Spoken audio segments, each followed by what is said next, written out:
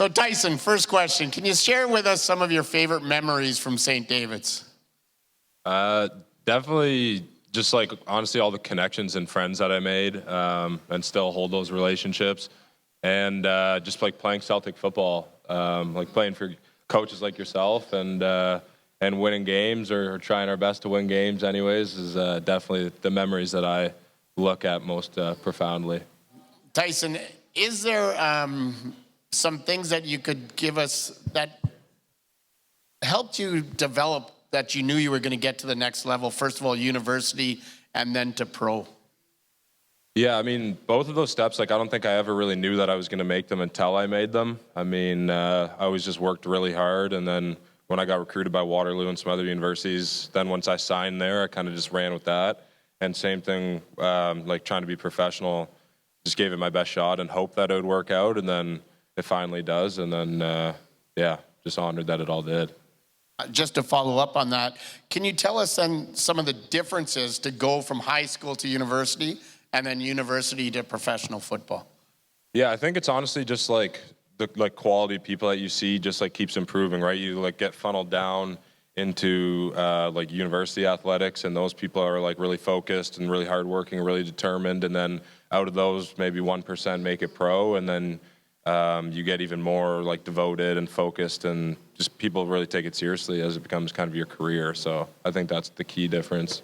Can you share with us some of those obstacles and how hard it is to balance school and football at university level?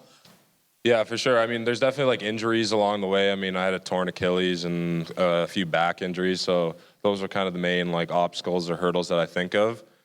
But yeah, just overcoming those was key to the success, and you know, like adversity equals opportunity, I believe. So the more adversity you have, the more opportunity you have to get better, and you just got to work hard and trust the process. Now, obviously, you're proud, mom and dad, girlfriend, sister. Can you tell us about watching your son develop and maybe the time when you thought maybe he does have a chance to turn this corner and he is going to be able to play pro at some time, and your feelings on this journey as he made it through there? Well, he actually started playing football against my better beliefs. I didn't want him to start as early as he did, but when he decided he wanted to do something, he took charge of it. And, you know, I'm a sports fan, but not a sports enthusiast. So every year he just seemed to get better and better. And the better he got, the harder he worked. So I still say today, I guess he's a pretty good football player. You know, making the achievement that he did. He was the one of the youngest rookies in the league this year at 22.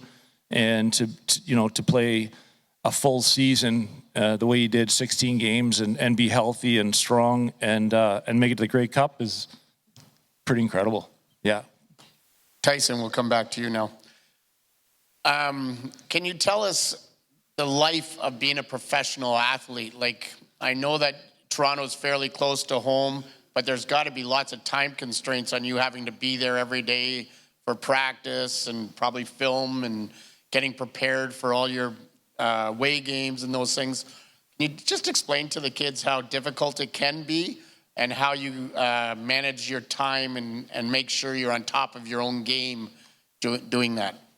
Yeah, I think in professional sports, it's definitely like a lot of stress. It's like high stress, and like there's basically zero job security. So that's always kind of what's on your mind. But I think time commitment wise, it might actually be less than being a university athlete, because when you finish practice in university, you might have a chemistry exam tomorrow, so you're coming home to study. Whereas when you're pro, you just get to focus on football. So that was actually awesome. I loved that part of it.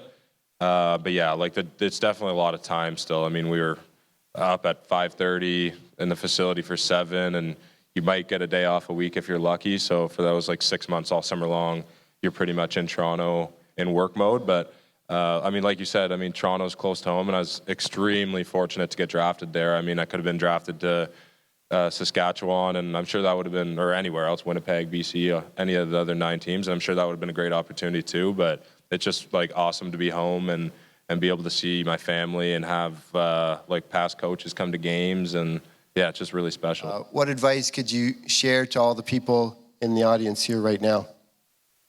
Yeah, I mean, just I think just pay attention to the important things. I mean, like you always say, character counts, and we talked about that this morning. It really does. Like the relationships that I've made when I was here, I still have today, and like I value them a lot. So like, be a good person and just work hard. And honestly, it honestly seems funny to say, but when I was sitting in this cafeteria eating lunch, I don't think I ever would have been able to imagine that I would have accomplished like one of my lifelong goals. And so in saying that, just like dream big, and whatever you do, you can do. There's no dream too big. So just work hard and do what you want to do. So to follow up on that, what would you say your source of motivation is or was as a high school student and now as a young man playing professional sports?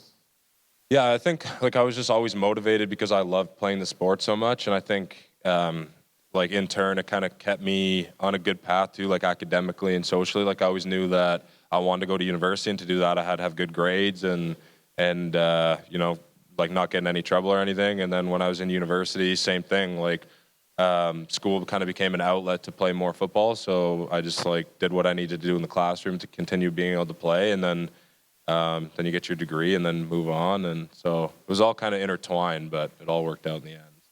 And the last question I have, I'm just curious, we all have doubts in our mind that hold us back sometimes. And I'm sure on your journey, you had doubts. Can I go from high school to university and then from university to the pro level? And we all talk to ourselves the most every day. What did you tell yourself on that journey when the doubts would pop up in your mind? Yeah, I mean, those doubts pop up like even today. Like, I mean, everybody always has doubts, and I think you just have to push yourself and kind of be comfortable being uncomfortable, and like having a good support system around you and people that you can call and you know, talk you down sometimes when things seem crazy. I think that's really important. And yeah, just you just got to talk yourself into it. And the other thing too is like, sometimes if I'm doubtful or something, I'll just go work harder, like go put an extra hour in the gym, and then just know that, you know, that's an hour ahead of where I could have been.